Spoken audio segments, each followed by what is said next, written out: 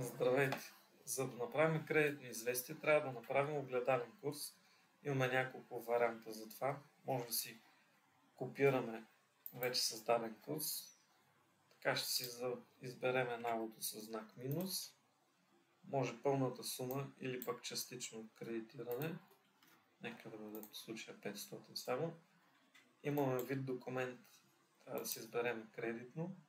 И в полето забележка към фактура може да си запишем към коя фактура, от коя дата е самото кредитно. Поле продаден в случай може да го махнем.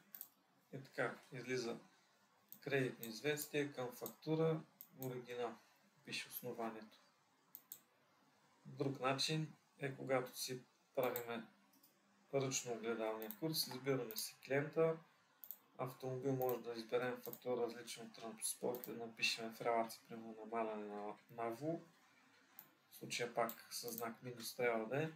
Документ кредитно и пак в забележка номера на фактурата, към която намаляме навото и датата.